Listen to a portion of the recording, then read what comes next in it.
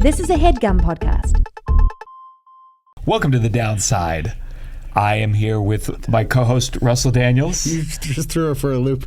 Oh, sorry, not that one. This is a good time to say that we are at Melrose Podcast Studios as my our studio is moved and reconstructed and hopefully better than ever. But so thank you to Melrose Podcast Studios. And I told our new producer today for today's session that the second I said The Downside to play the music, and then I immediately said it. Yeah. So it's after this one. We will not say it until... We won't say it Welcome to The Downside. No. I'm here with Russell. Hi. I think what's so funny is I have too many shirts. Mm-hmm. Tovah complains about it a lot, but I do it because I'm on camera, and so I buy T-shirts willy-nilly. The first time you wore this shirt, it was so cool and dynamic. Mm-hmm. It's very funny. Do you have a fancy thing today? No. Well, I'm going to there's like a reception after the show. Yes, this is Russell's. So, if he has a thing, this is I'll the wear shirt. this or two other shirts. But I do not like. Well, we live in New York, and clothes stress me out in terms of. I hate a pile. I hate a pile of clothes. Nicole famously creates piles of clothes in the corner of the room. Really? That stresses me out. God, she and I should have gotten married. It's like the one part of the... You and Tovah would get along. I mean, she texted me today about piles of clothes. Backs of doors. Covered. Just riddled with clothes. So I have about 7 black shirts I'll wear, and then I have 3 kind of other shirts. Wow. And then we get in winter, there's 3 sweaters. So, but... it's the Louis C.K. wardrobe. Yeah. Black T-shirt. And attitude, the Louis C.K. wardrobe and attitude. Everything. The whole thing, top to bottom. Thing. Big fan of his backstage work. Yeah. We're here with Siobhan Thompson, who many people know certainly now from Dropout and D20, and these Dropout fans, they're coming out to these shows. They really are. They do leave their houses, astonishingly. Yes, I know. I was nervous. I think where I'm mean. Sure. I'm mean, and too. Luckily I haven't gotten no bad feedback yet. I think that the reputation of Dropout fans being just cutie little sweeties is incorrect. I think you can be mean if you're right, and if you're wrong, they don't like it, and that's fine. I think there is a degree where being progressive in certain ways has been associated with not being mean, and I like to think of myself as part of the forefront of saying, no, you can be progressive and an asshole. Yes. In fact, I don't know any other way to do it. Yes. It's proudly coastal elite. Coastal elite. Listen, I'm never living anywhere away from the coast. I lived in Chicago for 6 months. Not for me. Sure. And that even they think they're coastal there. Yeah. Because there's a They lake. have that lake they have there. the lake, and they're really proud of it. But it is not. It's not lake. coastal. Do you feel like having you grew up outside of Bath, which I don't know what that is? It's a very sweet, beautiful World Heritage Site town. You're any Jane Austen, Gianmarco? I have. Okay. So that's it. You got it. Yeah, I've read it in school. Okay. Never for pleasure. Well, always get for on grades. it. They're very good. Yeah. There's 6 of them. You can read them pretty quick. I think I have this American sensibility. I'm like, fuck. American Sense and Sensibility. Oh. That's the kind of British humor you can expect today. Do you feel like being British? That's the word I can use? Sure. Great. Yeah. I think I've been recently learning, because I've spent a lot of time there, where it's you could call someone from Northern Ireland British, but they wouldn't like it. Well, it depends on what side of the divide they're on in Northern Ireland. But they wouldn't necessarily love it. As an English person, you can call me whatever the fuck you like. It's fine. Yeah. But you take it with if someone goes, oh, the Brits, would you go yeah, I do? Do you have pride? Do you have if someone says, if I'm there and they go Americans, I'm like, tell me, brother. Yes. I am proud of some things about Britain, but Which things aspects that of the colonization? I love the colonization. All of it. Really. Yeah. No, I think that the things that I'm proud of about Britain are so ephemeral, and it's very much to do with the sense of humor. Is really fun. I love the pub. That's something that I really miss in pub culture. What's pub culture versus bar culture, I guess? Well, I think it's so much more chill because I think that if you're going to a bar here, it's not for families. It's just for going out. Like, you dress up. You're on a mission. In the UK, it feels much more communal. There's a rounds culture there of like buying rounds. Yes. I like that. And so it feels like more communal. You go to the pub after work. You kind of stay there for 6 hours. You're drinking beer that's like 3.5%, so you're not getting crazy drunk. It's just like What's Budweiser? I think about the same. Yeah, they're close. But four or it's, yeah. five, yeah. It's But like- I think like I feel like in New York, like if there's like an Irish Sure. pub, there's something really sad about it to Yes. me. There's a few that I think are probably I've never even been, but I can feel that it's like Yeah. a copy of a copy of a copy of a copy. It The idea is, was, but then like but with it's also- American sports on the TV. Yes, and it's, like, also a copy of the pub that you didn't go to when I was a kid in the 90s. You know, it's like this is the copy of the pub that your parents go in when you're a kid and go, oh, we're not going in that one. Like, that's Yeah. not the atmosphere. yeah. It doesn't have like a garden bench, which in a Yeah. lot of pubs, especially where I'm from, What's a garden bench? I mean, like a pub with a garden, and then there's like benches out there, and you sit outside Oh, and sure. drink I mean, that's outside. so foreign 'cause I can't even- And there's grass, and then there's like a little play area yeah, for yeah. the kids. Sure. And the parents are getting drunk, and the kids are playing. yeah. But Like, that's also, I feel like that's a coastal thing. Like, that's a New York just lack of space. that is a lack of thing. space thing. But in London, I mean, there's just enough space there that people it's a protected thing, you know, in England of like, we'll make the space for it. Yeah. How is London, like, we talk about coastal elitism as like a general, do you feel like if you're British Yeah. and you come to America, Yeah. there's something about whatever is known as coastal elitism that like resonates with being British, or were you a coastal elite of... I mean, my mum and my stepdad are both professors, so that Sure. feels pretty coastal elite. Uh-huh. Like where I grew up in a tiny village that was mostly sheep, but also when my mum got her PhD, all of the other people with PhDs came and celebrated with her. So it's like that kind of a place where I grew up. It's Okay, kind of help me. Connecticut-y. Sure. know? I have friends in Connecticut. No sheep, wild sheep? No, I What do you mean, mean wild sheep? not Are there such a thing? farmed sheep. Farmed for. But are there any wild sheep? There's places where there's wild horses still. There No? are, yeah. Actually, Yeah. my dad lives near Dartmoor wild now, which horses. has a bunch of wild ponies that are so cute. I can't even. How dangerous can you? They're about 3 foot tall. I had a pony when I was a kid. They're so cute. I had a pony named Bambi. Coastal elite. Yeah, you could tell. Coastal elite. Well, a little bit West Virginia. I don't know if we call people West Virginia. That's the coast. Governmental That's a coast. elite. Horse. My experience, which was just my dad liked horses, and I tried riding one once. I was never an athletic kid, never an Yeah. outdoorsy kid. We went a little fast. I hit my balls on the saddle. Sure. I started crying, and I was the kind of kid I was. It was like, well, I'm never doing that again. I had a not dissimilar experience. No balls. Sure. But I did get thrown off a horse and then kicked in the leg, and I was like, I'm never Yeah, going. that's like and a they're fraction immediately of like, what it you feels gotta like. get back on the horse. And Yeah. I was like, actually, I don't think I need to. I think I'm done. I've learned my lesson, and the lesson is horse is not for me. Yeah. Getting thrown off a horse, I imagine it's maybe a tenth of what it feels like to mildly hit your balls on a saddle. See, I feel like I full horseshoe-shaped bruise.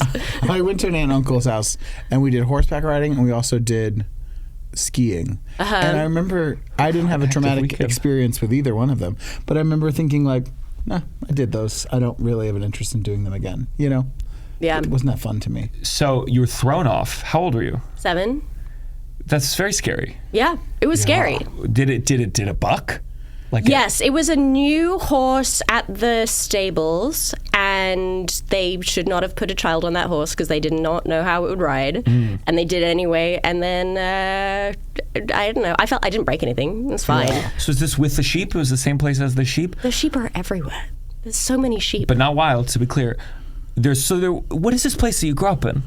There's It's just farms? a tiny village, like 400 people. Have you ever sheared a farms. sheep? I really want to shear a sheep. Absolutely not. Sheep are bigger than you think they're going to be, and until you shear them, and then they're small. They're very small. But like those sheep shearers are really impressive. Like if you're not an outdoor athletic type of person, I hit my balls immediately, and I'm like, you're never just again. covered in shit immediately. Yeah. But as a kid, did you want to play with the animals? Did you want to like? No, you do not. The lambs are really cute. I will say the lambs are really cute. In England, there is a thing called the right to roam, so you're allowed to walk through anybody's farm. Like, there's no, like... what is this? Is this a law? This is law, yeah. The right to roam. The right to roam. So you can go up to the sheep and play with them if you want. But if you mess with the sheep, the farmers will get pissed off, but you're allowed to walk through their land. Wait. It's in fact illegal for them to stop you. Wow. Well, hold up. This is how you know there's not a lot of guns. The farmers do have guns, but they're not. But it's not, they have like shotguns. So the law is saying that anything outside your house is free to walk around, or there are footpaths through every field. You can cross through someone's backyard to get to someone else's. You can't cross through somebody's backyard. That's a little different. How do you delineate that? I feel like someone's like, this is my wall, backyard. a gate, a fence. Okay, but farmland you can always walk through. Even if there's a fence? Well, they have these things called stiles, which is basically you climb. It's a step that you can climb over from one field into the other, and you're just allowed to do that. So as a kid, would you go and? Well, but sheep are quite boring. Like, you can't really play with them. They're just kind of there. They're very dumb. There's not really much to do with them. Other than shave them? Yeah, You ever seen those ones where they've not been shaved in like... Oh, yeah, they're really heavy. Like crusted, and they're like... And then they get shaved. And they look, They're also... hot and sexy. Yeah, there you go. Fucking sexy. So smooth. There is a... but that must feel good, though, to get all that shaved off. There's a cryptid in my village called the Beast of Brass Knocker Hill, which is absolutely 100% definitely a sheep that somebody saw at night. Yeah. Because if you shine a light... Cryptid? It's like a cryptid, yeah, like a Sasquatch type. Oh, like a I've never heard the term cryptid. Creature. A cryptid is like, is that a general term or specific? It's like an overarching term for what like do they call made that? up fake animals. Yes, exactly. I feel like there's a term. It's cryptid. Is there another term for it too? I've never heard the term cryptid. Really? Is it an? Yeah. Oh. But well, maybe I have. Cryptid. And we so know cryptid is Loch Ness Monster. Cryptid, is a cryptid. Loch Ness Monster, Sasquatch, Yetis. Okay. What's that? The Jersey Devil, Chupacabra.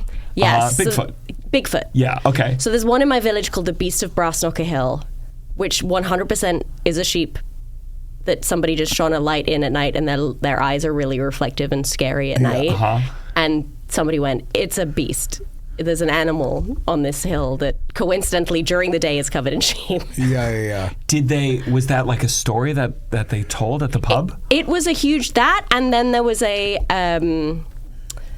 woods nearby called Sally in the Woods, and then the boys at school would say there's a ghost and her name is Sally and she's in the woods and she's a ghost. There was really nothing to do in this village. It was very boring. This is the downside. 1, 2, 3. Downside. What's the study? There's like something in the study of those. You're listening to The Downside. Some name. With Gianmarco Soresi. Scientist name for those people. Cryptologist? It probably is. Cryptomancer? Thus reinforcing your terminology. This is I am the downside. reinforcing my own terminology. No, it's good to know. This is a place we complain, we get negative. Shockingly, we've been recording a lot of Patreon episodes, but we haven't recorded a new episode I went to Edinburgh. Yeah. Wow. By the time this comes out, my special will be on YouTube. But so if you want to stay up to date with me and Russell, join the Patreon, patreon.com/downside for bonus episodes every month, footage from our live shows. You can submit your own This Has Gotta Stops. I had the special come out, and I think by the time this comes out, I can complain. Great. There was a lot of things that were flagged by YouTube. It was very frustrating. YouTube really became little negative Nancy's about any cursing, any bad stuff. Well, the problem is they change it. So they did Yes, change they change it constantly. They recently made it so you can say, there was like you can't say fuck within the first 7 seconds. Oh my God. Or it would be demonetized. And my special opens with, I come from a fucked up family. Right out the gate. Yeah. No intro. Yeah. And so luckily they changed that. I was like, I thought we were in the clear. 3 things got flagged for people who watched. First, unless something's different, the suicide hotline will be underneath the entire special. The entire special, not on the screen. We tried. We said, like, could we bake it in? Could we put it in just for the suicide section? Sure. And no. No. And top of the comments. I'm hoping, we checked, it doesn't affect the algorithm. We begged and we pleaded. This is so important. And it's fine. It does. There's a certain feeling that, like, YouTube's like, hey, you want to watch Gianmarco's new special? Did you know help is available? Yeah. There was that. I talk about Mr. Hands. Do you know Mr. Hands? I do not know Mr. Hands. Let me try to describe it in a way that will not get this episode demonetized. Great. You should never make love to an animal. Yes. Okay. And this Mr. Hands, he did. Got it. Yeah. And he was on the bottom of it. And the other was a horse. And I do not approve of it. I do not approve of it. And they said that was bad. Okay. So we had to, like, silence the words saying the sexual part of that section. Okay. And then this is the one that made me lose my fucking mind. I say at some point that my dad bought me a Playboy magazine when I was 15 years old. Okay. And they said that was giving pornography to a minor. And I said, but I was the minor. But I'm the minor. But I'm the minor. And you're not doing it right now. And I'm telling a disapproving of story. it. This is I celebrated for about 20 minutes. Sure. And then I say, this is almost as good as that time that horse and I...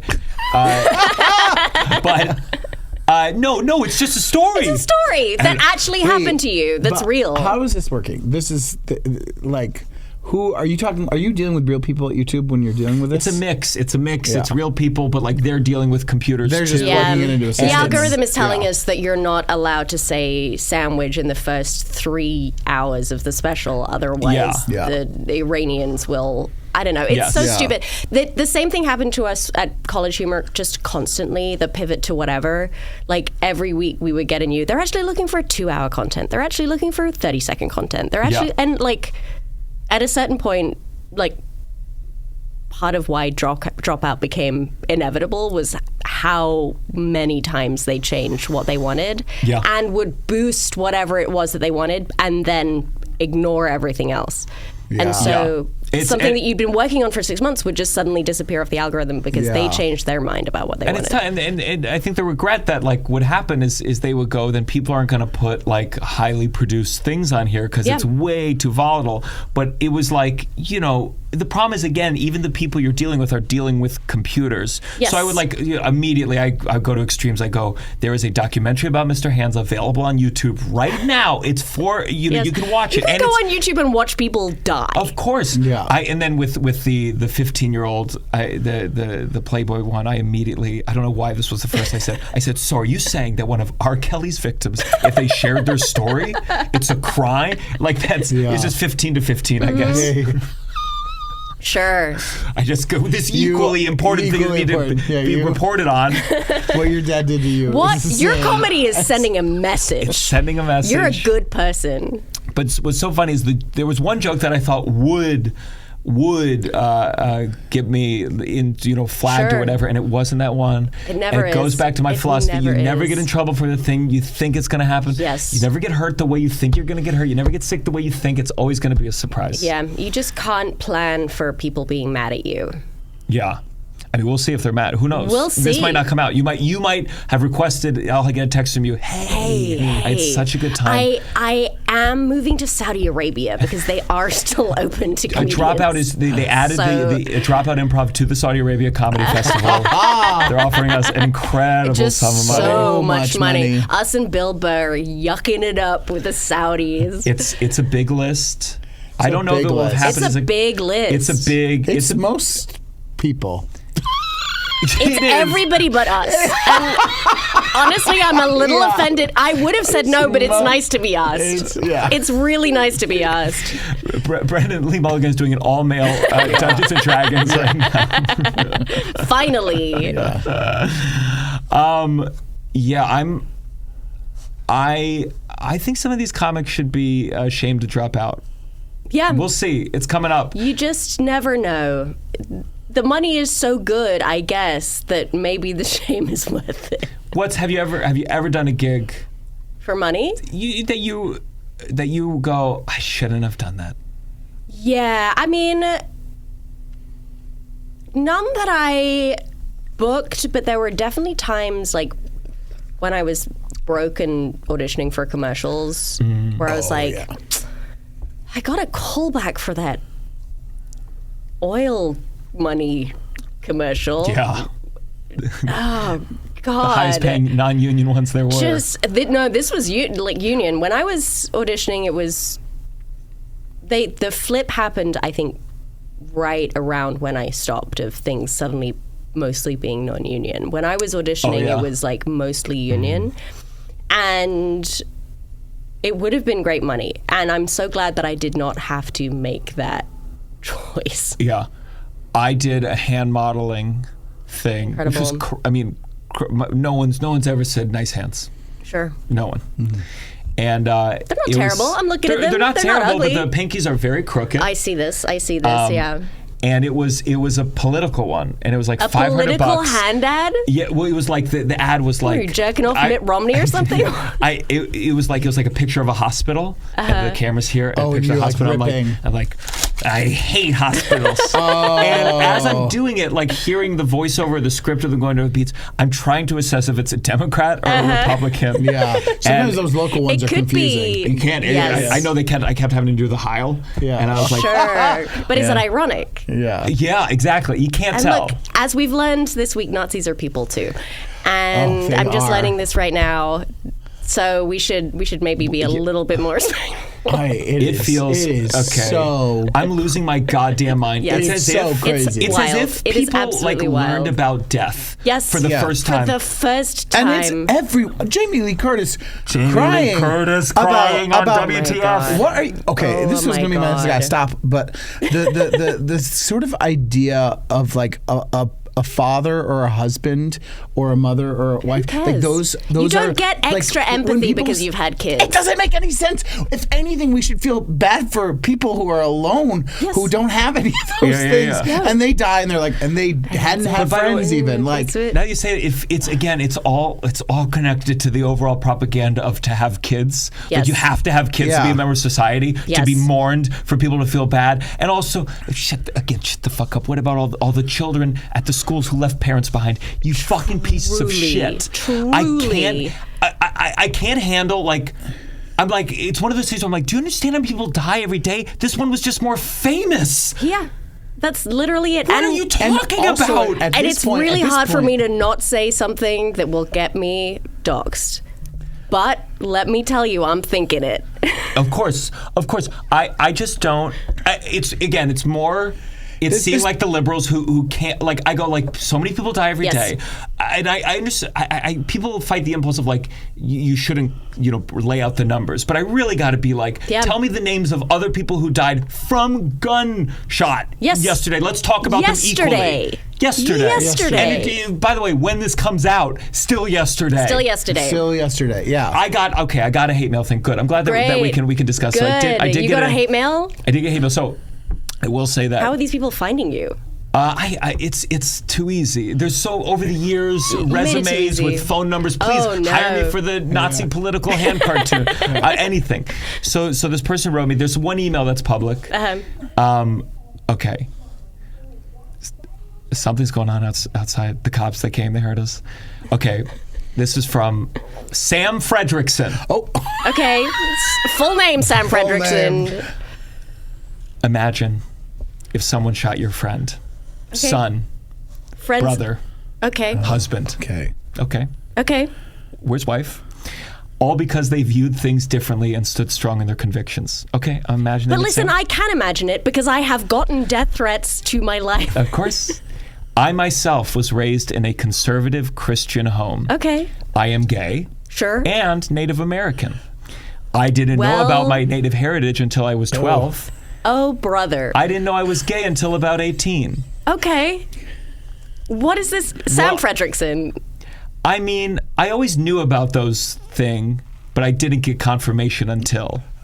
I'm assuming that's the gay part. I myself have experienced atrocities you couldn't imagine, all in the name of Christian moral values. By the way, at this point, I think probably a fan.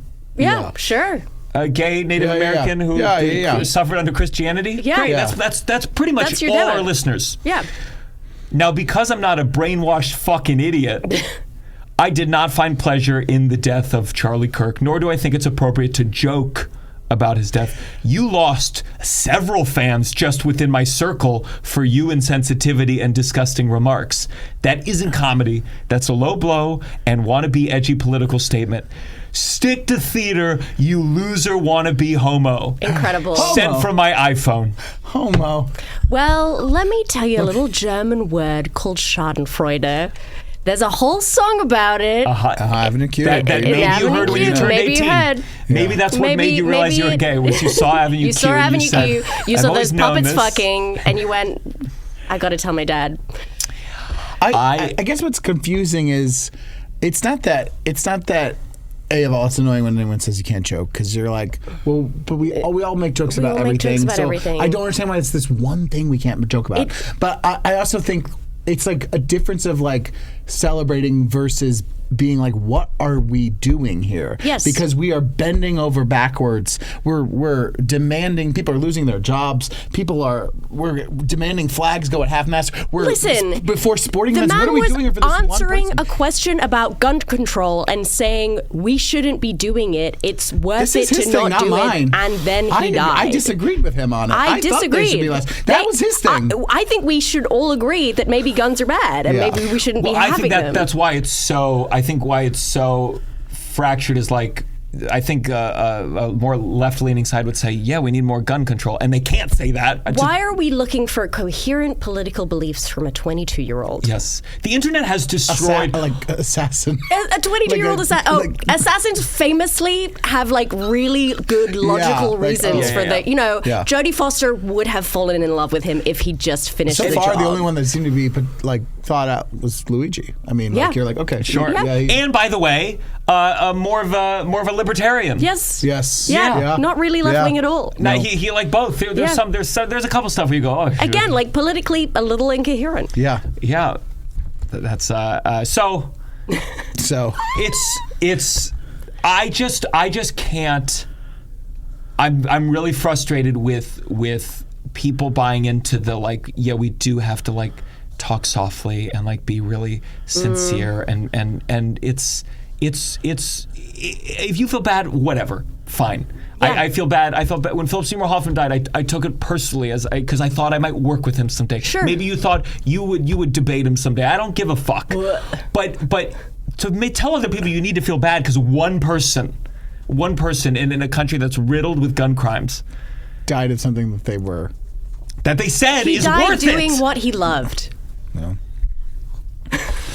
And here's what it is. It's more like, as I've gotten older, I mean, I certainly don't, I feel like you were really making popular comedy content for longer than I have. And like, there was a wave where, of course, some people got in trouble for comedy, sometimes in a way that felt like, we're trying to recalibrate. This has become still so misogynistic, still so homophobic, still so transphobic. But of course, there were moments where, as like a comedian, I was like, I think you're like just trying to ruin this person's life. There was a heat.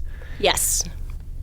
The speed with which I have seen conservatives take the mantle of getting people in trouble for jokes has been the so vice president fast. saying you should call these people's bosses. Yeah, from the White House, doing a podcast from the White House. And then Matt Walsh saying, like, listen, cancel culture actually is good for this thing because what they were complaining about was not real. This is a real thing. And I go, shut the fuck up. Shut the fuck up. They were sharing a video. I saw this, some conservative or liberal watchdogs. Oh, and they were my sharing God. a video of Michelle Wolf telling a joke. And the joke was, I wish Charlie Kirk had stayed alive so he could watch his daughter become a witch or have a lesbian president. Yeah. By the way, the kindest joke you're going to get. Yeah. From Michelle Wolf, the kindest joke you're going to get. And they were Give sharing her a it like, couple more look weeks. at this. Look at this. Yeah. And I'm like, not that I like believed in the integrity of the people going, we need to get rid of cancel culture, but to see it so quickly be accepted, like, get someone fired over the joke because this is different. Which, by It's the way, also like- they have always been wanting to get rid of. I think the frustration is seeing a lot of famous people do this because they're nervous, because this shouldn't happen to famous people. Yes. This should happen to I poor think that fucking people that ultimately- we don't have to deal with, that we don't have to know about, and anonymous people. Kids whose work I've never seen. Like this, that's what's the real thing, is like, and then they stir people up because they're like, this shouldn't be happening to famous people. Yes. This should only affect the lower classes, and like, fuck off. Like, that's why they're all scared. That's why some of these people are crying and bending over backwards, be like, no, we shouldn't. This, oh God, I know who that is. We had It could crudité be once at a me. gathering. It could Yes, be me. there's a It could be anyone because in he this debated fucking people country. politely, even though his opinions were all vile. But he did it so nicely. He was nice to me at a party once, and so we should be sad about it. Yeah. But like, if a Nazi is nice to you, is that not a red flag? Like, if a Nazi was nice to me, I'd be like, what am I doing wrong? Also, this idea of like, at least it was good discourse. It Going was around not good colleges discourse. when you're 10 years older than everybody and making fun of them. Losing constantly. I mean, what was so funny is the best clips are when he went to fucking. He went to Cambridge. He went to Cambridge. He got his ass handed to him. Now what do you think? Cambridge is just such a good school. Cambridge is a very good school, and the Cambridge Union for debate is scary. Like, they are very, very good at what they do, those kids. Yeah. And they have very strict rules around, you have to be able to back up your point. Mm-hmm. And they practice with each other. And Charlie Kirk is used to going into situations where it's maybe the first real debate anybody's ever had. Like, that's what he's looking for. That's what the type of person. Listen, my mom is a professor. She studied cults. And she, when I was a kid, was very like, if somebody wants to have a discussion with you about religion, you say no. Because this is your first conversation about it, and that person has 50 conversations a day. Interesting. And their job is to persuade you, and they are better at it than you, even though you're smart, and I know you're smart, and that's what's dangerous, because they were you 6 months ago, and they got persuaded by the last person. I see. So Charlie Kirk is going into situations where somebody is getting an English degree, but is like pretty well read on politics, right? And so like, and has like a strong opinion and maybe knows a little bit more than their peers. Yeah. And so in situations where Charlie Kirk is winning a debate, it's because somebody doesn't have, like, it was his job to go and beat 19-year-olds at debate. Yeah. That's pretty easy. Yeah. You go to Cambridge, and those are people who are actually quite serious. And Sure. that's like, Tell me, wait, it's so just you're- a very different situation. What did your mom teach? What was like her subject? Yeah, related to cult. She was in the religious studies department, and she was you're not really supposed to say cults. I get in trouble for saying cults. New religious movement. So she studied. Who's getting mad at you for this? My mom. Oh, really? okay. Yeah, because cult is derogatory, and like, really, what's the difference between a new religion and an old religion? I agree. Yeah. there's bad and good versions of all of those. I would go the other way. I'd call the old religions cults yes, too. for sure. Yeah. I mean, my girlfriend who grew up Chabad, she'll casually refer to it as like a cult. that Chabad is for sure a cult. Yeah. But so the two that my mum focused on were Rajneeshism, which if you've watched Wild Wild Country. Oh yeah. Where was that? In it's an Indian group that was like they built a town in Oregon. Yes. Okay. And my mum was there while she was pregnant with me, so technically I was there too. She was there, like part of. Studying it. And they were chill about it? Yeah, they are really chill. All the sannyasins that I know are awesome, really evolved people who like were meditating and like really open, and there was like a lot of queer people and very like at a time when everybody was so homophobic, they were like, this is my friend Paul, he wears a skirt, be chill about it. Yeah. Like that's nice. Really nice, Refreshing. lovely people. Yeah. It did, the bad things did happen in Oregon, but the people who were in the cult, really, really great. What was the bad thing that happened? Well, they tried to poison some people, but it was really, there was this woman, Sheila, who was the sort of deputy cult leader. Mm-hmm. It's always the deputies that you have to be afraid of. It's like the David Miscavige of like, this is the person who wants the power but doesn't have the charisma. And so they're running around doing the dirty stuff. Exactly. Wants the power, no charisma. Exactly. If Trump disappears off the face of the planet, that's the thing that I'm most worried about with JD Vance, is that because he doesn't have the charisma that Trump has, he will suddenly become like violent and totalitarian, and that's the thing that I am most afraid of. I guess my only hope is just that the dissolution of power, that there's too many ambitious people, and there's no way for them to work together without a figurehead. That's my real hope, and I also think that Trump, for some wild reason, is allowed to just say things and then people go do them, and I don't think that JD Vance has that social power. No. I saw it was Steven Crowder. He's like one of the other guys. One of the. So the day after Charlie died, he changed his bio from #2 conservative podcast in the world to #1. And, incredible. And which by the way, that's Trump crazy. Famously after 9/11 said, "I think now my tower is the tallest in New York." Yeah. It's like this sheer ambition, which yes, listen, I can relate to ambition and low empathy. Ambition, low empathy. Yes. And I think what's so crazy is that people don't smell it. Like people don't smell like just ambition. Well, there's a sucker born every minute. It really feels like P.T. Barnum was right, and you can kind of sell anybody anything. Did your mom's studies lead her to believe, like, how can cults stop? How do they fade? Because it feels like what's different about this, the scary part is you're like, how much of America has there ever been a cult this big? Listen, the death of the leader almost always ends the cult. Almost always. There are times when it doesn't, like I said, with David Miscavige shaking Which over. Which we're not endorsing at all. You know, like, I don't know if you've seen Eat Sweet. No, that can't be right. What is that called? Pray and Obey. Keep something. Sweet, Pray and Obey. Yeah. Wait, who wrote this? David Miscavige? No, this was a Mormon cult in Utah of like sort of pedophilic polyamory. And had a similar, like, there was a very charismatic leader, and then his son took over and was less charismatic but more violent and scary, and so but even that like crumbled, and the son went to jail, and a bunch of other people went to jail, and a bunch of young girls were freed from this horrifying situation.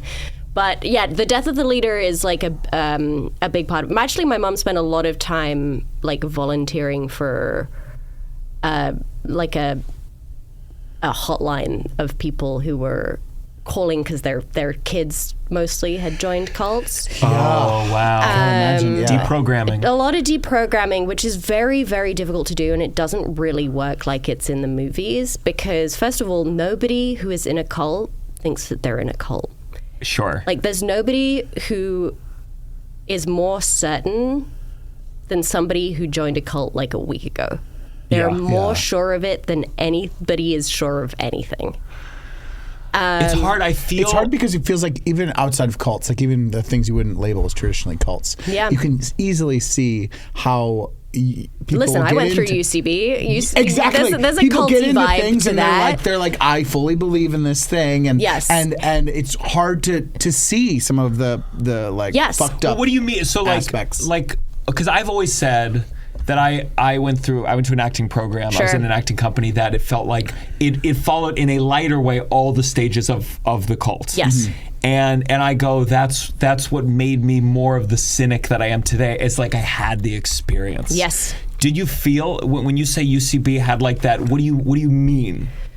There was definitely sort of like a very much an in-group, out-group kind of vibe at UCB. I think UCB, not a bad cult. Like in Sure, general, right. like I'm very grateful for my time Yeah, there, and I yeah. made a lot of great friends there. Uh-huh. And there were definitely people there who getting higher up at UCB was more important than having a career in comedy to them. And that was always very strange to me because it's like, hey, we're doing this for free, and my aim is to not be here. Yeah. So and there's rules and there's like yeah, rules for exactly. like this is how this show, like right. And then it is- artistic rules. And Yes, then like it's very attractive to people who love like doing homework and getting good grades, and then thinking that if I get good grades, I'll do which in good the arts next you thing. long for sometimes. You Sure. go, please, can Yeah. I Oh my completely God. understand My it, work and be also rewarded. it meant that like the people who like I feel like I got on a team very quickly, and for some people definitely too quickly, because it meant that I skipped a couple grades essentially, and it's very hard to tell an adult, well, the grades aren't real. This is not real. none of this is real. Yeah. None of it's. You've just been investing hundreds of dollars into something that Yeah. you're actually maybe not that good at. So for those listeners who don't know, UCB, the Upright Citizens Brigade, it was just a comedy school, an institution. It was Yeah. started by who is it? Amy UCB Poehler? for Amy Poehler, Matt Matt Besser, Walsh. Matt Walsh, and Ian Roberts. Not that Matt Yeah. Walsh. Which Different Matt Walsh. Yes, different Matt Walsh. Do you think that Matt Walsh, the Gets, like- conservative blogger, tried to get into SAG and then couldn't because there was already a Matt Walsh? I He's like, I can't be Matt B. Walsh. Yeah, Matt. I have to go be a conservative blogger instead. I think what's so weird with especially some of these political people is like I'm like they would have been a Oh my great actor God. if they They had gotten the want role. it. Like we are Yes. so And some of close them to the want it same so bad. thing. You can feel it. Yeah. And I mean, people always be like, actors shouldn't, artists don't go into politics. And then you're like, well, Ronald Reagan was president. He was a full-on actor. Yes. These things are so intertwined. So intertwined. And And you can amount see of- when someone's bad at it. When Yeah. someone's a bad actor. And Yeah. you're like, okay, well, I'm not buying this. That's why you're going to stay in Congress. You hit your ceiling of what you can do. Can't go further. You were like, community theater is it for me. Yeah. And Yeah. okay, here's my movie pitch. It's someone who like goes back in time and they have to convince people they need to keep The Apprentice running even the ratings are low because they're like if this guy doesn't have this guy? job, Oh, He needs- that's we have an to keep it idea. going. You shouldn't have shared that out loud. That's a good idea. Honestly, if NBC right now said, you can still be president, but wouldn't you rather do That's The what he's Apprentice? doing. He's building the ballroom. He just could go and, like, we could just give him The Apprentice now. People would watch it, and he would leave I the would job. watch I it. genuinely think he would I'll leave. watch it. We'll all watch Sure. it. I'll watch wait, it. what is the caveat? I mean, who's actually the president? Well, We're just yeah. saying that. Okay. We're just saying Then I that. mean, they say with JD Vance, if that movie had done a little bit better, that adaptation.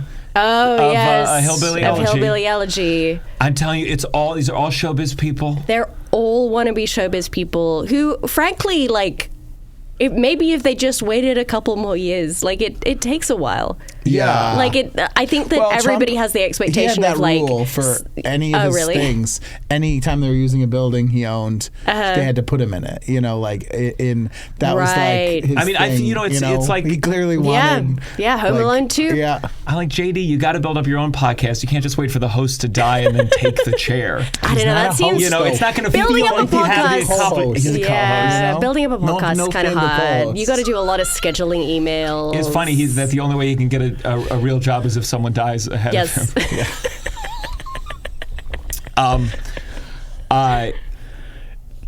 Yeah, I think with UCB, so it's school, improv school. It's an improv school and theater, and a lot of people, like, it's a very successful kind of incubator. Yeah, and it's still around, and God bless you. You need spaces for comedians to before they're ready to be selling tickets, like build up their following. Yes, and absolutely hugely useful to me, made me good. Yeah. But the sort of economic reality of it is that the theatre doesn't make any money, even though they're not paying any performers. They make the money through the school, which means that they have no reason to say, hey, you're bad at this and you should leave. Yes, and there was a time, and this is kind of like before we started getting into the comedy world to a degree, where like you did a show UCB, it was sold out. It was a line around the block, and they expanded. Then their school. I mean, there was a time to get a class at UCB. I was signed up to a special Twitter account that had created an algorithm that whenever a class opened up, I'd get a text that I immediately pay $400 to get this class as fast as I could. And it became so big in the comedy community, and this is where I think it's like too much power. When you auditioned for commercials, there was a significant amount of time where they would not bring you in for a comedic commercial audition unless you had UCB training. Yes. Even though there were other comedy schools out there, it was like there was one casting director in particular who was like, they have to have UCB training. I'm not bringing them in. And it was enough to do their job. And so suddenly the importance of what this thing is becomes outsized. Yes. They can't help but lean on it to a degree. And the moment the audience left, the moment the industry left, I remember I did a commercial in LA, and all 3 other actors in it were UCB teachers. They would do shows and people would sign them outside the shows. Yeah. And the second that left, suddenly, the people who weren't being paid said, what the fuck? Yes. Now they do get paid. Now they do get paid. Not a lot, but it's like at least something. When I was on a team there, we had to pay for a rehearsal space and also for the coaches. And the director. And the director. And arguably, you look back, and again, like the problem with that is like if you don't come from any kind of money, it definitely prevents you from participating. So broke. To the point where because I was waiting tables and that was my money, and so I had to very early on go, am I going to do improv or am I going to do sketch?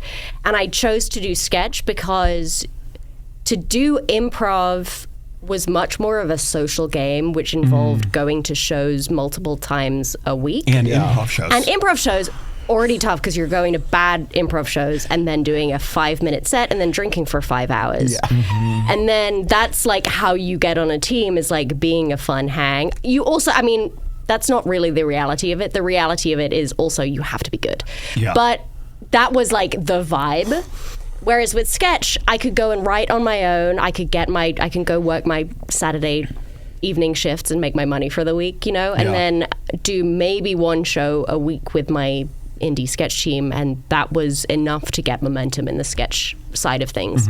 And then I did Maud Night, which is their sketch program. But I always felt like a little bit, because the sketch over there was always treated as a little bit of a redheaded stepchild. Oh, really? I thought so, yeah. Oh, yeah? Even Maud?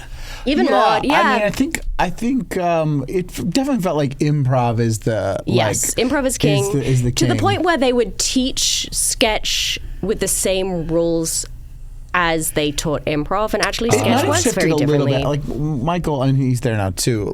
Came from a sketch background. Yes, Michael Hartney was on my team, my first team, the Prom. Okay. And he was always like a champion of sketch. So I do think it probably has changed since I was there. But I think it's always tough too with rules. I saw it more from like the acting side, where like, if you read like Stanislavski, it's philosophical, and you try to like take things from it, and then gradually you spread chocolate on your face, and then you're Othello. Or it's like the dog at the rehearsal could tell when we were acting versus being real. Yes, and that's you have to sit on the stage and read a newspaper in a naturalistic way. And then you get to school and you go, well, we charge these kids $50,000 for the year. We got to give them some like really concrete things. So then they start building a book the same way UCB built a book, and suddenly you have rules to art that are useful but need to be abandoned at the same time, and you can't teach abandonment hand in hand with application. And so suddenly you've taken comedy, where like there should be another book that is, Chris Farley wrote that said, do a line of coke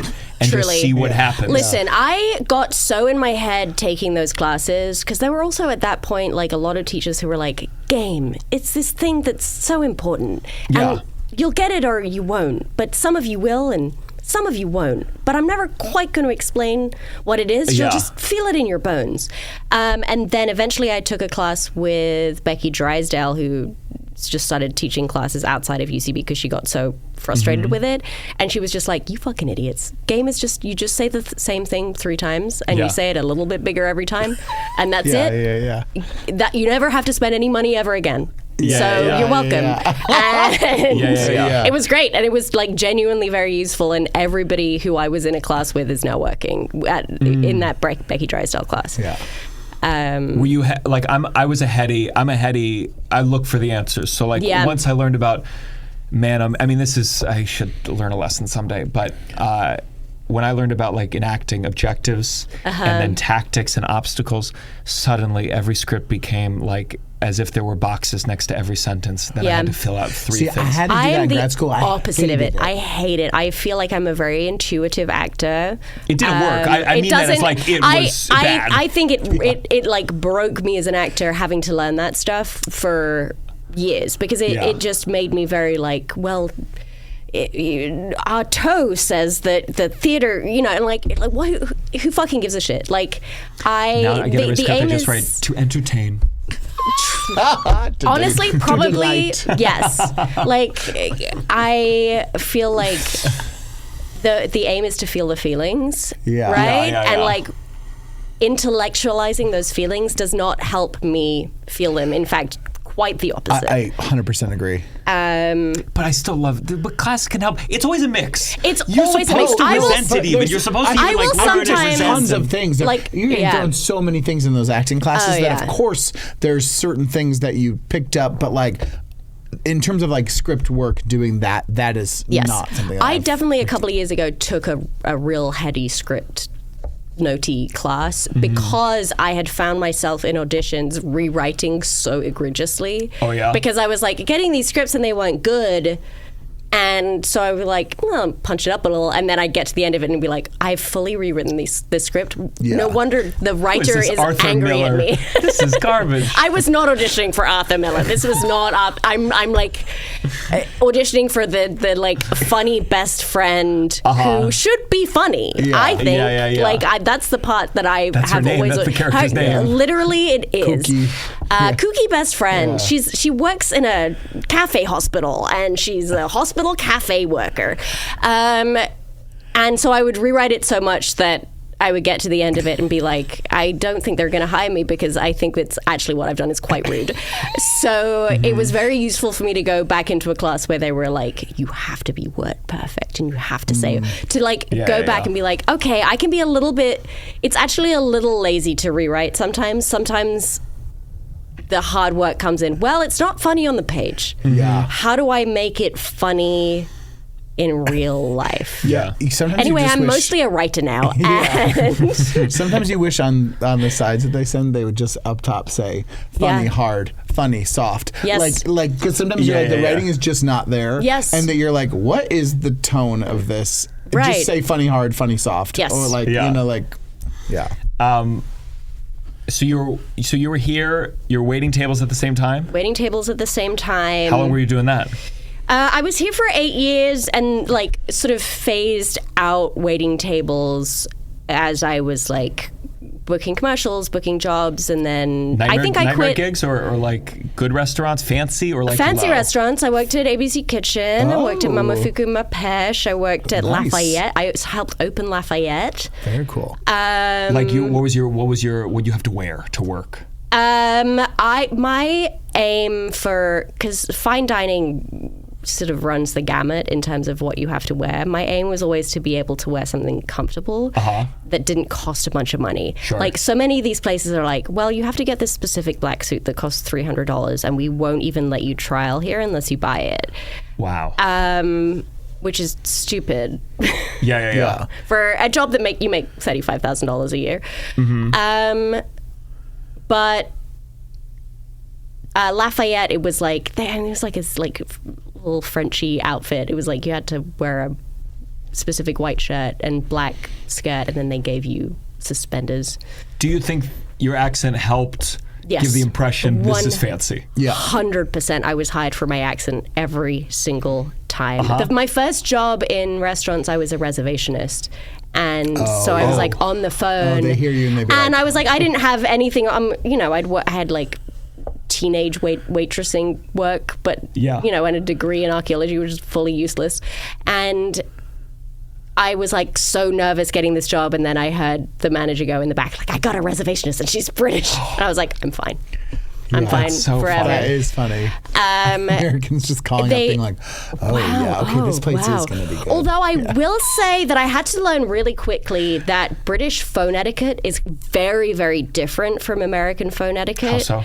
So if you're in England, and it's actually not just phone etiquette, it's like talking to a high status person. In England, you really like make yourself sound nervous to show that that person is high status. So in England, it's very much like, oh gosh, like it's a that's the performance. It's like, oh dear, you want a reservation? Oh, absolutely, whatever you want. But if you do that in America, people think you're an idiot and don't know what you're doing. And in New York, if people think you're an idiot, they will try every game in the book to take advantage of you. So in New York, it's very much like you want to pitch your voice down, you want to talk slowly, you want to say absolutely a lot, and like it's like really. Because if you bumble, they would try to bully you into getting. Yes, exactly. There's a lot of phone bullies trying to get high class reservations in New York.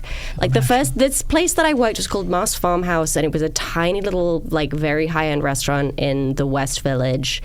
And it was in the Zagat Guide as one of the top 10 most romantic restaurants in the city. Is that the one you can rent out and do like a little, like a dinner party, basically? It was at the time, like that was like a big part of it. But then also it was like 10 tables. Yes, yeah. You know, so for Valentine's Day, we opened the books a month before, and it was booked within like half an hour. Yeah.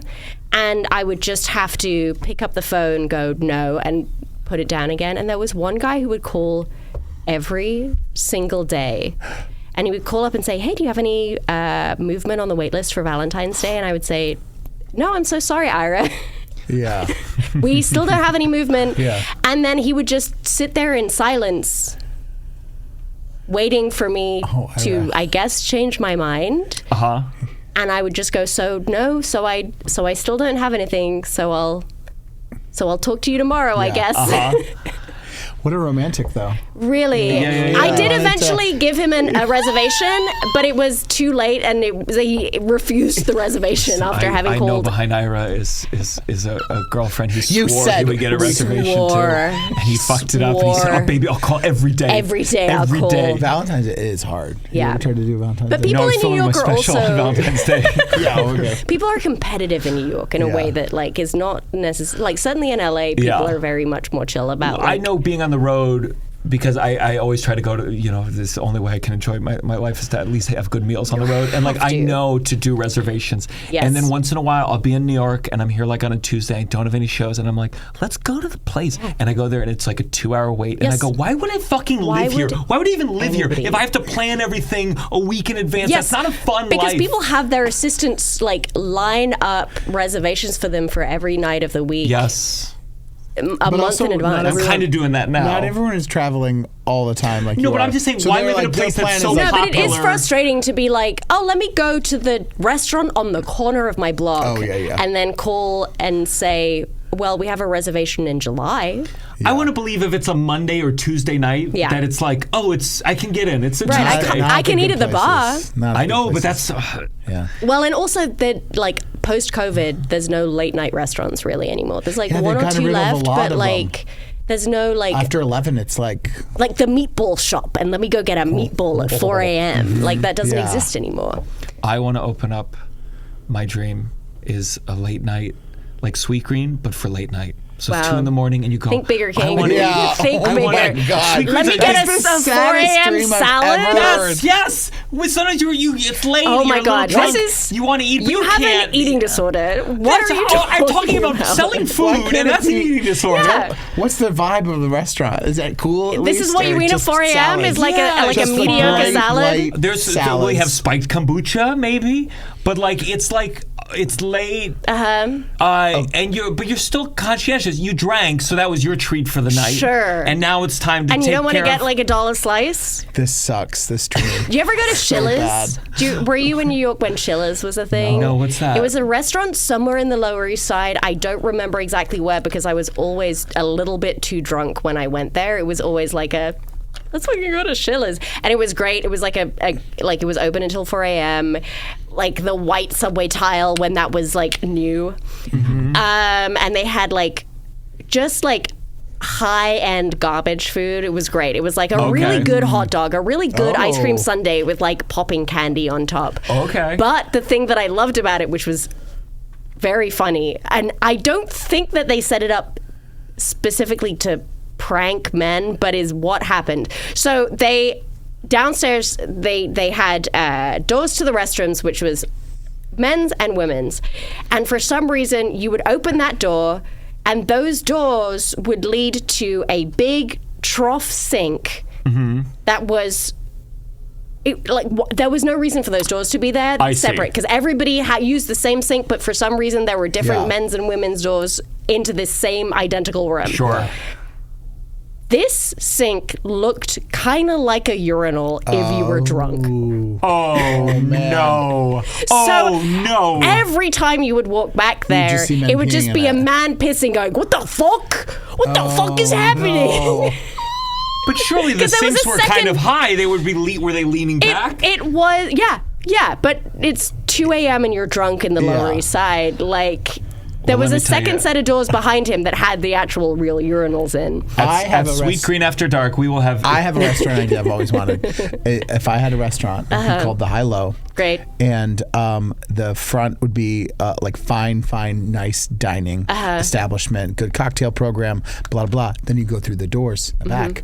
It's like a dive with dive prices. Great. Like bar So it's like attached. the opposite of a speakeasy. Yes. It's like a quiet hard. Yes, and they'd have different. The front wouldn't be open as late as the dive, and Sure. but you could start at the front and then go after to the dive. But it's called the High Low. Okay, Great. so let me Shark Tank right now. Okay. Yeah. So I worry that they're gonna go, hey, this martini's $35. Let's just go to the Low and get the $3 beer. And then come back in here. You got to have a bouncer between the two doors. So now you're gonna have a strict bouncer say, "Hey, don't." You're low class now. Obviously, the front. I think outside of there would be a front bar with a nice thing, but I think the front's more for reservations. It's not just like you got to. casual. Yeah, it's like actually good. Yeah, it's in like that good. New York. It has to Gianmarco's be mad good that he enough. can't get in on a Tuesday at 6 p.m. Yeah. No, it's hard to get into the front. See, I'd be in we'd go to the back and I'd be like, they have salads in the front. Can I bring the salad from the front and the back here? No, they're very different vibes. Why do you like salads this much? It's just sometimes. It's not all the time. It's an eating disorder. Eating salads is not an eating disorder. This is a hearty salad. This is a fucking There's New York City. pomegranate seeds and pomegranate seeds. all sorts of seeds. Sunflower seeds. Pomegranate all sorts seeds. of That's fat, hearty to you. All sorts of See a decadent things. psychologist. Or Pokeball after dark. Oh my That's fine. Can we agree a God. Pokeball after dark would That be sounds nice? disgusting to me. What are you talking about? Pokeball at 11 a.m. on the set of something. Sure. That's it. We should go on to our next segment. This has got to stop. This has gotta stop. Perfect.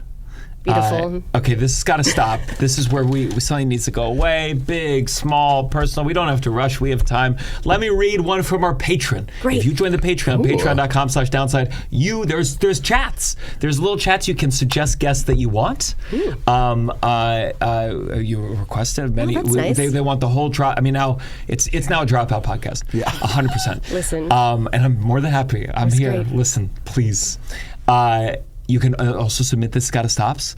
We have a patron who's said some very mean things about me. Wow. It's very interesting. But This it's is fine. going to stop. Gianmarco needs to shut the fuck up. Yes, I mean it was even harsher. It was. They paid money to do that. But that's the thing. like dedication. That's the Pay thing. money. Fine by me. Yeah. You want to pay $5 to insult me?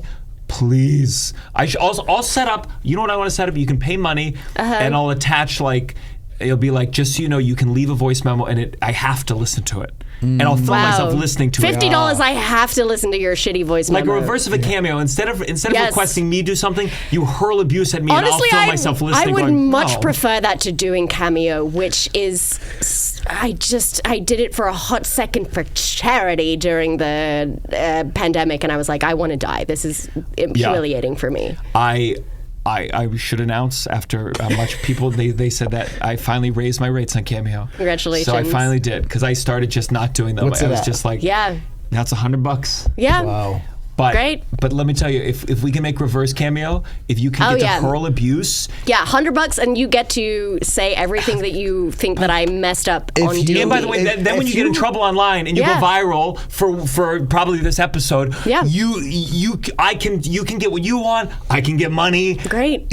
I'll say this: if you come on at $250 a month, I will personally say the abuse to Gianmarco. Incredible. And film it. He's a great actor. I'm a great actor. He'll scream it. Yeah, I'll scream it at him. Because And we'll film it and we'll send it to you. Beautiful. I complain about Twitter every day, but so I recently, because of all this stuff, I started getting messages, kill yourself, F-word, all these things. Yeah. But it says I can't reply to them because I'm not verified. So they're basically able to message me something. That's they're able to message so me to kill funny. myself, and then I can't write You gotta back. get off Twitter, King. You gotta get off Twitter. I will never. It is my home. There's so many great writers. my home. Me. Yeah. It's my home with Twitter, my salad I place. have read more Twitter than I have anything else in this Listen, world. What are you on? I'm on Blue Sky, and I prefer. I knew the answer, by the way. It's It's better because the abuse at a certain point hurts your soul. Yeah, I don't At a certain disagree. point, people say, kill yourself, and you're like, maybe I should. And maybe you shouldn't. But what is Blue Sky? What are all the messages? Keep pursuing your dreams, Queen. No, I don't get any messages on Blue Sky. It's great. Sure. It's great. I- Also, why you got your DMs open? I know. why? Close those DMs. Because once in a while it'll be someone, can you do my podcast? And I look and no one's ever listened to it, and I go, sure. And that's why. Wow, worth it. Just in case that comes Really in. worth it. Many years ago, I had a acting offer that I missed because it went to my spam. And this is a long time ago. And I resolved from then on to never miss a message ever again. Wait, I got one too. I had one on right the day before the COVID shutdown, and it was from a casting director. And I was like, oh, and then it was like the $100,000 pyramid. Wow. Hey, would you could have do won $100,000. Could have won $100,000. Please put me and Russell on a game show. I want to do a game show so They bad. It's seem my dream. really fun. We did one game show together. We did a game You show competing did? against. It was a Quibi. Okay, It classic ended up head getting of released it. on Roku. Sure. It Josh was- Groban was the host. Incredible. The guy that you want hosting a game show, I think we can all He agree. did not want to be hosting it, but He was making a fat check. We went to a hotel for COVID this was testing. why Quibi lost all their money, because they were giving people. They gave famous people an enormous amount of money, and then everybody else who worked on the show like $100. We had to go to this. They drove us to the COVID place in cars. We got into the fanciest hotel I've ever been in just to get a COVID test. It was a hotel room though, like we sat on the bed. Why? I don't, because the hospitals were full of dead bodies. The most Incredible. violent Quibi said, we COVID got test. it. We got to film this though. We got to get this done. The most aggressive COVID test I've still to this day. Most painful. It was. I mean, he made sure. Real brain touch. Yeah. And I think we could say this now. We were, I was a comedian. They talked. What did they say you were? A digital communication. And I was like, he's a comedian too. Beautiful. And they cut that. Yeah. And we were paired with celebrities. That was the premise of the show. Okay, and also just for preface, they gave me extra money to come the day before because of some insurance thing, if someone backs out. So I saw the celebrities the day before, and it was like Bridget Everett, Rachel Dratch, people you know. Yeah. And you're like, oh, that's cool. So then they sit us down for the here's how it's gonna go, and then they go, ready to bring up the celebrities? people listen to this room, and they're ready for the reveal. They're like, are you ready to meet your celebrities? Yeah. And we're like, yeah, we're ready. And the doors open, and Gianmarco, my face, trying to place who these people are. And the cameras are on you at this moment? Or no? But it was like... enough of you guys, you ready? Are you ready? And you we, ready? I mean... And both of us being like... Oh, good. Yes. We had Big no fan. idea. No idea. We're like, oh my God. Still what no was the idea. name again? And I see they're that very successful. They do things. Yeah, they do things for sure. Yeah. They wouldn't. They're above. I mean, they're no podcast. digital communications director. No, they're not. We've had more famous people on than them. Sure, Anyways. I'll try to get them on. We'll tell them to the face. We had no idea who you were. When I was at Rick and Morty, the writer's assistant at the time was dating the head of PR for Quibi the week that Quibi came out, and he had to be muted on Zoom all the time because she was having very loud, Breakdowns. very stressful telephone-based breakdown. Oh my God. Man. It's like, what do you do? Quibi was. I mean, it was a bad idea from the beginning. 10 minutes is a bad length for bad a 'cause serialized thing. we're all on You're our giving phones. $1 bajillion to Spielberg for what money? Where did that come from? You couldn't screen grab pictures from you it. couldn't make it small. You couldn't make it small so I can do small. what I do when I watch things, which is not good. But No. I'm on Twitter Yeah.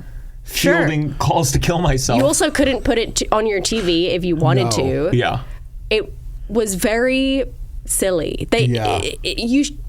The reason that I think Dropout worked when none of these other things did is that the people involved watch television. Yeah. And like so many executives feel like they're in like a weird little box where like, I guess my uncle got me a job when I was 22 and now here I am, the head of a thing, and I don't really know why I'm here. Yeah. And there's no passion. Well, I don't even understand, like, when using streaming to, like, if you're casting or something. Yeah. There's so many different streaming platforms where you're like, haven't they used their thing? Like, No, they like have not. in terms of, like, just going now off the 5 things of Netflix, between Netflix or Max or whatever. Yeah. Like, I would know which one to be like, this one is much friendlier. To Yes. like, Yeah, how yeah, do they yeah. not have that But conversation? Like, it's gotta fix Jeffrey that. Katzenberg who advised Biden on his staying in the race. Sure. Just he goes, the kids, my grandchild, they on his like phone. videos that like short, quick. Yes. And which they he's- think 10 minutes is short also, which is also insane. Yeah. But I just drop out. they want short, but they want Spielberg. Yeah. Yeah. Yeah. Dropout, I just think no one had as deep, who went through the whole internet, I mean, all the way from Facebook fucking everyone over Yes. to like just understood the ins and outs Yes. of Well, because if something doesn't work for us, we don't make money. Whereas Jeffrey Katzenberg is and always will be a billionaire. Yeah. And so he can tell his people, this is what I want, and it will happen. And nobody's going to say, this is a bad idea, because that gets you fired, even if you're right.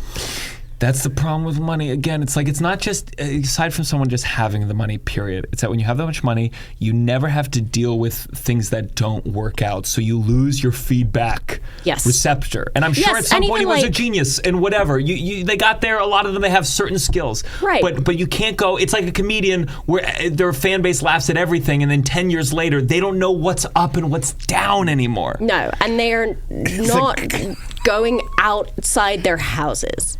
Like, they simply don't leave their houses. Everything gets delivered to them. They have an assistant that does everything for them that they think is their friend. Like, the amount of famous people who genuinely believe that their assistants are their friends is wild. There's a great scene in Succession where the conservative family goes to visit the liberal family.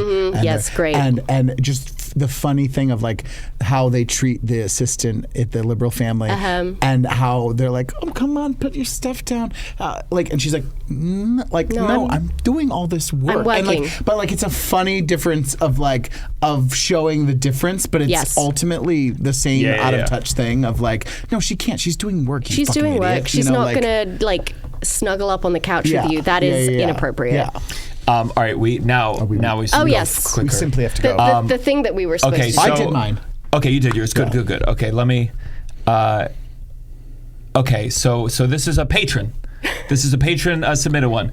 It says, so again, join the Patreon, patreon.com/downside to submit your own. Grunkle Chubbs. This has got to stop. Oh, maybe that's their name, Grunkle Chubbs. This has got to stop.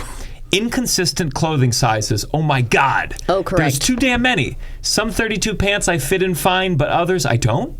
What is going on? We've been wearing clothes on our disgusting bodies for nearly since forever, and we still can't get sizes right. Something has to change, people. And buddy, you think it's bad in men's clothing? Let me tell you, in women's clothing, listen. Sometimes I'm a 0 and sometimes I'm a 14. Like, what is going on? Yeah. Like, that's not, neither of those is correct. I can understand different fits, but like, there's certain things that, like, shoe size, I'm like, the fact that I have to know that Nike 9.5 is good, but New Balance is 10, that's crazy. That should be this measurement. It is a thing where I'm like, can't somebody in Congress do something about this? It feels like in the greater scope of things in the world that we live in, it is such a small thing, and they're not doing anything about anything, so fuck me anyway. But like... They're too busy podcasting or visiting Israel. But truly. But this is a thing that is a material thing that would actually improve everybody's lives, is to say, hey, there's a standard here. Yeah. And this is what a size 8 means. I would love a politician who, it's the one issue. Issue. Somebody could run on that and win. I genuinely believe. If they all just had one issue to like run it would help. Yeah. Yeah, I agree with you. This has got to stop. I've been doing yoga a long time, and the state of the yoga industry is not in a good place. If you want weights in your fucking yoga class, go take a weights class. Yoga sculpt is not a thing. Stop invading every fucking yoga studio I go to with your 45-minute yoga sculpt classes. You're not doing yoga. Stop telling people you're doing yoga. Wow. You have to do more than 3 downward dogs for it to qualify. Okay, I'm sick of this shit. Every studio I go to, it's changed because what do people do? They want inner peace. Do they want flexibility? No, they just want to have a little bit of muscle. Go take a weight class. Go to the gym. Yoga is a different thing. Stop making everything the same fucking thing. I'm sick of it. I miss yoga, and I don't mind hot yoga. I don't mind hot yoga. I don't want hot yoga. Sure, but by the way, there's barely even any regular yoga. Yoga back in my day. That does annoy me because I don't want to go to hot yoga because it's too hot. It's too hot. It's too hot for me. I want a regular yoga class, and it's very difficult to find one that's not. Like, I don't give as much of a shit about. The hot yoga I'm not into. Sometimes you'll go and suddenly you're chanting, and I'm like, actually, I don't know what I'm saying in Sanskrit, and I don't think you do either. And again, the cult, I don't love that. The cult thing goes off. Yes, I've never loved that, and that is a problem. At least with the heat, they go like, well, I'm not going to make a speech real hot. But sure. By the way, when you leave that hot yoga class and you're like, wow, I'm lost a lot of weight. You're dehydrated. Yes. It's coming right back. Mm-hmm. So stop falling for the illusion. Go take a weight class if that's what you want, but give us some yoga. Go take Pilates. Pilates is yoga with weights. Yes. Go take Pilates. Mom. Oh my God. What's here? This has got to stop. The little free libraries, I just think are such bullshit. You know what's free? All the ones on the street. A library. The library is free. The little free libraries, I just think it's the one step up from the lawn sign that's like, in this house Free. we believe. Oh.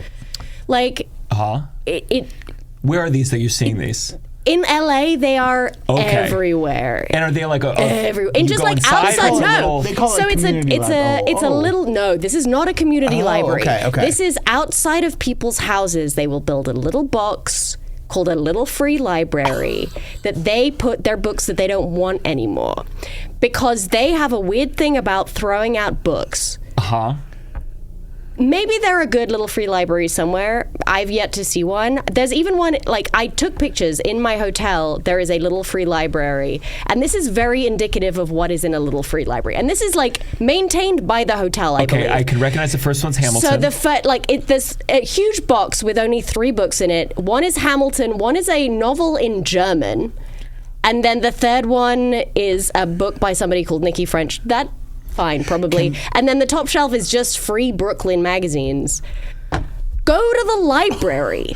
It's free. Mm-hmm. Like, every single time you open one of these boxes, it's just like a weird diet book, like Bill O'Reilly's autobiography, 5 Dan Brown novels, and then a bunch of like religious stuff that some Jehovah's Witnesses put all of their flyers in for the day. James L. Patterson. Yes. I do have to say, in my building, there is a little bit of a library in the basement that people can leave their things. And yes, it's the same. 90% is the same that it's always been. But one time, someone left like 20 old, in pristine copy of Playboy from like 1975 to 1980. See, that's beautiful. Like, it was wild. Yeah. I mean, it was like they were like... But you could also in New York just kind of find that on the street, like not every day, but like you walk around the streets in New York and suddenly like there's a beautiful gift for you for being the person that looked used or like Sure, they weren't sticky. Yeah, they were sticky. They barely opened. They were like one of them had Bernadette Peters on the cover. Isn't that strange? Hot. Isn't that crazy? Was she nutty? She was not. I looked through. She was not nude, but she was like in bikinis, kind of like. Okay, hot. Yeah. Great, good for her. Yeah. Good for her. This is like Sunny in the Park with George kind of era. Oh God. Maybe a little younger, like The Jerk, I think. Oh, okay, that makes sense. This is a lot of like 1975 to 1980s. Okay. The frame. You find they were all like Patty LuPone? Well, Ethel Merman. Ethel Merman does a magazine used to be. hello, Dolly. it's her and the three Carol strippers from Chapman. Gypsy. Is that a gun in your pocket, or you just happen to see any? Oh, I wish I was smarter. I could think of 10 more. But that's all I got. No, I think they're bullshit, and I think that they are a plague. Just go to the library, give your books to the library. If you don't want them anymore, throw them in the trash. Yeah. It's okay to throw a book out. You're not a if Nazi it's throw away a Bill O'Reilly's autobiography, it's okay. Like I'm anti book burning, but some books you can just throw away and it's okay, and nobody's gonna die. I feel that. Good. Let's go into our final segment. You better count your blessing. You better count your blessing. Russell, do you have a blessing? Yeah. Good. Oh, what the fuck? My blessing. I'm going to say my blessing this week. I'll give a shout out to my neighbor, Michael. He is the landlord of our building. He came and saw me in Ginger Twinsies. Cute. And he also is just a good neighbor. He bakes us bread sometimes, breaks us things. Wow, you have the one things. good landlord. He's very sweet. Well, he doesn't own the building. Okay. He just is like a guy who lives in the building who took over for being the landlord. So, yeah, sweet guy, Michael. Fantastic. Yeah. Mine, my now full-time social media manager, Victoria Murphy, just started working for me, and it's been fantastic. And God, did I need it so badly? You're not cutting clips anymore. No, God, dear God. I mean, I'm still doing plenty, but I'm running my own little platform. God knows with the way this YouTube thing rolled out, I'm gonna start my own streaming platform, and that's the future. I don't fucking know, but that's what I do, and she's been phenomenal and has saved me a lot of creative headspace time. So I'm very grateful. And she's not only an employee, she's a friend. Ask her if she thinks that. Yeah. No, we talked. I went to Fire Island with Jay Jordan, and I went to a pool party, and I was trying K for the first time, and I ran into her. And this is when we were still discussing her like working for me. So these things where I felt myself in my Speedo like kind of straighten up a bit.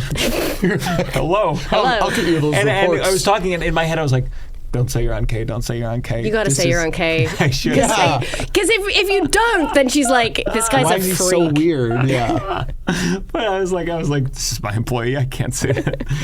Yeah. Do you have a blessing? This is so broad and stupid, but just live theater. I've been really trying to. I think we all during COVID kind of went, I guess I'll just kind of never leave my house ever again. And so my, not resolution, because I don't really keep those, but my intention this year has been to like go out and see more live shows as much as possible. And it's been great. Everybody go to the theater. It's filled with life. Yeah. Yeah. And every time I look at my phone, I want to die. And every time I go to the theater, I want to live. And that's something. Yeah. It's not nothing. Yeah. I did a podcast where we were talking best Broadway shows we had ever seen, and I was like really doing the homework and looking through, and I was like, at the same time, I was like, wow, I've seen a lot of theater. And then at the same time, I was like, I should have seen more. I know. Looking back, I'm like, I know I was so broken, I almost could never make my rent, but I should have figured it out. I should have figured it out. Yeah. I made a huge mistake in not going to the theater all the time. Yeah. So when The Downside goes back on tour, don't fucking miss it. Yeah. Where can people find you? Oh, all over the place. My username is @VonnieTom on most platforms. Do I use them that much? I don't know. Sometimes. And then watch Dimension 20 on Dropout.tv. It's good. We are reaching the end of Cloudwood Ho at the moment, which is a fun sort of steampunky adventure season. And then we're shooting the next season right now, and that is redacted. Yeah. I'll tell you, but it's fun. Intense shooting schedule? It's actually pretty great. We shoot on Saturdays. We do 2 episodes a day. So it's an intense day. Yeah. But it's 1 day a week. Nice. And that gives us the time to like Great gig. catch up, and then Brennan can write in between. Yeah. God, great. It's great. Congrats. It's Thank so you. cool. It's Yeah. pretty great. It's pretty sweet. Yeah. Because you were performing at the Beacon when I opened. You were there that night, Yeah. right? Yeah. Man, so much fun. It's really fun. It's very fun to get to do improv with my friends and then get paid for it, because Lord knows when I was coming up, being paid to do improv, not a thing. Yeah. Improv is I don't undermine how hard it is to become a good improviser, but the day of show, it's so nice, because all I was thinking of that day, normally I'm like looking at bits and like how do I phrase this Charlie Kirk joke in a way that doesn't get me shot on stage. Yes. Yeah. And then with improv, my only goal, I was like, I just got to be in a good headspace. Yeah. And that's all I That's can it. do. You gotta and it was connect like, with your God, friends. This was my nights. We Yes. always said, I mean, we've said before, but we had a 10-year anniversary for our sketch group, and then the next night we had a Downside live show. Which is very And we improv-y. had 2 of our friends that do the sketch with us come and do the Downside thing, and it was just so crazy to be in that atmosphere the night before, where it's like prop sketch, Right. God, I hope this Blocking. works. And then the next night be like, oh, we're just gonna go out. We're gonna get and, drunk before a little. And it was like, oof. Have 1.5 beers Wow. and then go out on Yeah. stage. Yeah. It's great. It's hard to get good at it, but once you're good, it's easy. Yeah. Russell, where can people find you? At Russell J. Daniels on Instagram. Also come see Ginger Twinsies at the Orpheum Theater through October 25th. Yes, please go see it. Join the Patreon, patreon.com/downside. So much bonus stuff. Watch my special, Thief of Joy, now available on YouTube. And just follow me over at Gianmarco Soresi. Thank you so much. This is The Downside.